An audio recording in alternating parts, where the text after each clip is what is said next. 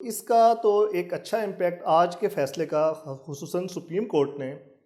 جو عمران خان کے وکیل ہیں ان کو فرینڈ آف کورٹ کے طور پر مقرر کیا، ان کی ملاقات کا بندوبست بھی کیا اور ان کی ملاقات ہو بھی گئی، اور اس کے بعد انہوں نے میڈیا سے بھی گفتگو کی، لیکن ان کا میں یہ ساری رپورٹ کورٹ میں جمع کراؤں گا۔ تو آپ کو اس کو کیسے دیکھتے ہیں، کس طرح سے آپ اس کو دیکھتے ہیں، اس پہ آپ اپنی ذات تفصیلاً ہمیں بتائیں۔ آپ کے ساتھ میرا خیال ہے کوئی 2-3 مرتبہ جو کہ گفتگو ہوئی کہ اس پہ اسی پروگرام میں، اس میں یہی کہتا رہا ہوں کہ یہ برف پگھلے گی اور سہولیات ملیں گی، لیکن ایک سسٹم کے تحت ملیں گی، اور وہ سسٹم لڑائی جھگڑے کا، پھڈے بازی کا اور مظاہروں کا نہیں ہے۔ جب مل بیٹھیں گے تو تبھی معاملات حل کی طرف جائیں گے۔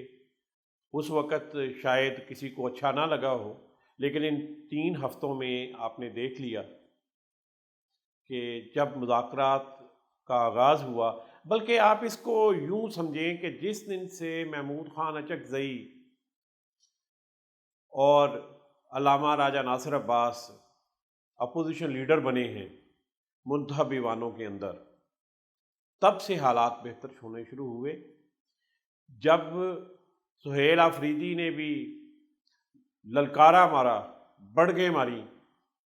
تو پنجاب میں جب یہ لاہور میں گئے تو ان کے ساتھ جو ہوا وہ سب نے دیکھا، کوئی لفٹ نہیں تھی۔ لیکن سر کراچی میں بھی یہ کراچی نہیں، میں لیکن بھی یہ تو سر دیکھیں نا، جنوری فروری میں برف پڑتی ہے، برف مزید سردی زیادہ بڑھتی ہے، اور اس موسم میں برف پگھل رہی ہے، آخر کوئی پس سے پڑتا تو معاملات ہیں نا۔ جب بھی دیکھیں یہ برف پگھلنا شروع ہوئی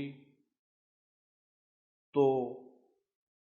عدالتوں میں یہ کیسز جو ہیں اور یہ درخواستیں یہ زیر سماعت آئیں۔ درخواستیں پہلے بھی دائر ہوتی رہیں، لیکن وہ فائلوں میں پڑی رہیں، کبھی زیر سماعت نہیں آئیں، زیر سماعت آئیں تو ریجیکٹ ہو گئیں، اور اب جب ہر طرف سے معاملات ٹھیک ہونے لگے ہیں تو پھر عدالتی سطح پہ بھی معاملات ٹھیک ہوئے ہیں۔ لیکن اس وقت بھی اگر یہ سپریم کورٹ کا گھیراؤ کرتے، ریڈ زون کے اندر یہ کرتے، ادھر اڈیالہ جیل کے باہر کو ہلہ گلا کرتے، کوئی سوشل میڈیا پہ طوفان بدتمیزی برپا کرتے، تو اب بھی یہ نہیں ہونا تھا۔ میں پہلے دن سے یہ کہہ رہا ہوں